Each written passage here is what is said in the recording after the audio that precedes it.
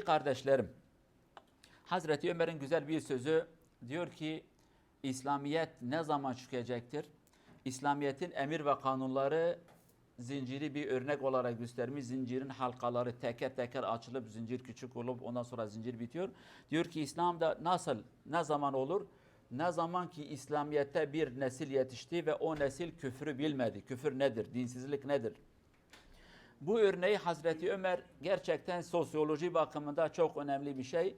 Bugün hepimiz bunu görmekteyiz. Mesela biz niye deriz ki ya şu adamın babası çok zengindi fakat şimdi adam fakir olmuş. Niye? Çünkü babası zahmet gördü, parayı topladı. Bu evlat Türkçesi diyoruz ya hazıra kondu. Hazıra kondu, zahmet görmedi, carçurt eti parayı bitirdi. Bazen bakarsın ki ülkeler var, kraliyetler vardır. Fakat o kralların torunları ve da torunların torunları 2 kuruşa ülkelerini satıyorlar. Niye? Hiç de umurlarında değil.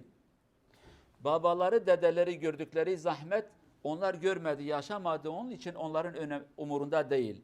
Birçok Müslüman, birçoğumuz biz Müslüman olmuşuz. İnan ki Müslüman olmak için bir zahmete görmedik. Babamız Müslümandı, Müslüman olduk. Annemiz Müslümandı, Müslüman olduk. Eğer kafir, Yahudi başka bir şey de olsaydı belki öyle büyüyecektik yani. Genellikle bu şekilde biz dinimizi annemizden, babamızdan miras olarak aldık. Sonra büyüdük, okuduk, biraz daha fazla diyelim ki samimi olduk. Fakat birçok Müslümanımız şimdi İslamiyet'ten uzaklaşmış. Onun umurunda değil. Zaten diyor Müslümanım, umurumda değil. Sorun değil. Elhamdülillah ben de Müslümanım. Bak biraz önce biri camiye geldi, bir genç Avrupa ülkelerinden birisi. Ben İslamiyet'i öğrenmeye çalışıyorum. Ona birkaç tane kitap verdik. Cuma'dan dolayı zaman yoktu. Tabi bakın millet İslamiyet'in peşinde. Ben İslamiyet'i öğrenmek isterim. Doğru yolu öğrenmek isterim. Bizim yeni nesil, bizim Müslümanlarımız elhamdülillah ben Müslümanım. Tamamdır ben Allah'ı tanıyorum. Ondan sonra aklı da var. Allah bana akıl da vermiş. Namaza gerek yok. Şuna gerek yok. Buna gerek yok. İşte Hazreti Ömer'in söylediği bu tespit gerçekten devletler bu şekilde yıkılır, medeniyetler bu şekilde yıkılır ve onların inşası da aynı o şekilde. Zenginlerin çökmesi, bitmesi aynı o şekilde. Zenginlik içinde, rafahiyet içinde büyüyen yeni nesil fakirliğin ne olduğunu bilmedikleri için parayı carcut ederler, israf ederler. Meşhur bir laf var. Zengin bir adam berbere gider 5 lira hatta 5 dolar diyelim bu mesela Avrupa'dan gelmiş 5 dolar berbere bahşiş vermiş. Onun oğlu berbere gider bahşiş biliyorsunuz yani hakkından fazlasını sandıklarına koydukları bir şey bahşiştir. O 100 dolar vermiş. Berber bir gün kendini tutamadan adama demiş ki senin evladın mert sen cimri bir adamsın. Niye? Diyor ki evladın 100 dolar bahşiş verirsen 5 dolar veriyorsun. Diyor ki onun babası milyoner benim babam milyoner değildi. Onun babası benim. Ben zenginim fakat benim babam fakirdi. Ben çalıştım zengin oldum. O hazıra koymuş. Yani hayat bu şekilde. Bazen bakıyorsun ki hiç maruf ve bilinmeyen aileler bir süre sonra büyüdüler, tanıdık insanlar oldular, alimler, şeyhler, zenginler, hatta ülkeyi yöneten insanlar oldu. Babaları da sıfırdı yani. Sıfır derken şahsiyet olarak değil. Toplumda güçleri yok, paraları yok, askerleri yok, adamları yok. Fakat bunlar okudular. Ve birçok doktora bakın babası ya çobanlık yapmış ya babası hammaldır ya babası başka bir işi. O diyor ki babam bu yokluk içinde ben bu şekilde yaşamak istemem ben mücadele edeceğim. Ama bakın babası zengin olan birçok insan diyor zaten babam zengin ben yesem yemesem çalışsam çalışmasam 100 sene de yaşasam babamın bana bıraktığı para bitmez. O şekilde yaklaşır ve bitirir.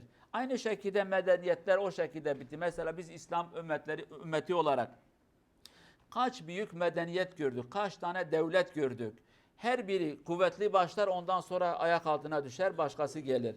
Ya bu ayak altına düşen ülke dedeleri mücadele ettiler. Dedeleri bir hizmet yaptılar.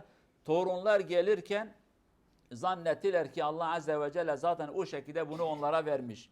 Aynı o şekilde dindar birçok aile vardır. Dedeleri büyük insanlar, alim, şeyh, mutasavvuf, terbiye sahibi, zahid, abid. Fakat bakıyorsun ki torunu veya da torunun oğlu 4. nesil olmaz ha. Abdestsiz, niyazsız, bazen inançsız bir nesil. Çünkü babasının mücadelesi, babanın sahip olduğu, dedesinin sahibi olduğu diye zanneder ki o Allah'tan ona gelecektir. Fakat Allah Azze ve Celle bu kadar torpil etmez. Deden mücadele etti, ona bu değeri verdim. Fakat sen etmesen bu değeri senden alırım. İşte Hazreti Ömer'in bu güzel tespiti gerçekten herkes için geçerli. Buna dikkat etmemiz lazım.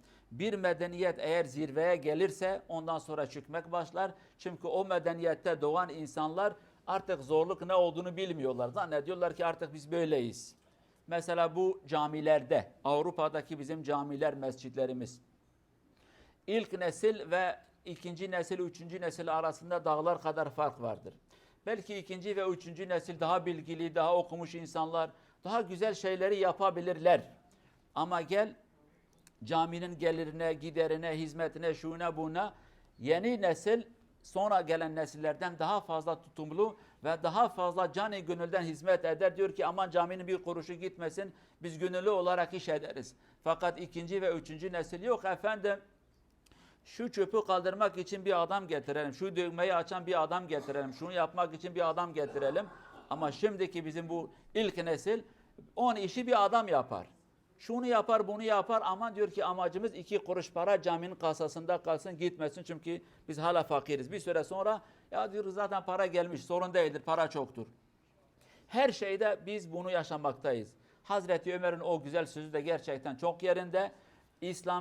İslamiyet'te yaşayan ve küfrün o karanlığı, kötülüğünü görmeyen bir insan, İslamiyet yavaş yavaş onların elinden kayar gider ve nitekin bu şekilde İslam gider. Bir süre sonra bir nesil, 2 nesil cehaletle, küfürle, dinsizlikle büyüdükten sonra bir daha kendimize geleceğiz. Halimizi beğenmeyeceğiz. Kendimizi düzeltmeye çalışacağız. Ondan sonra da Allah Azze ve Celle bir baktın ki bir daha o değeri nasip etti. Eski durumumuza geleceğiz. Allah Azze ve Celle bize doğru yolu nasip etsin, hidayeti nasip etsin, hak yolundan bizi ayırmasın inşallah. Medeniyeti kuran insanlardan olalım inşallah. İnşaya katkısı olan insanlar, imara katkısı olan insanlar, güzel adımlara katkısı olan insanlardan olalım. Ve yıkan insan olmayalım, çöktüren insan olmayalım, her şeyi kaybeden, ettiren insanlardan olmayalım. Haftaya buluşmak dileğiyle Allah Azze ve Celle emanet olun. Allah Azze ve Celle cümlemize sıhhat ve afiyet versin inşallah. Kazadan, beladan muhafaza etsin. Vesselamu aleyküm ve rahmetullahi ve berekatuhu.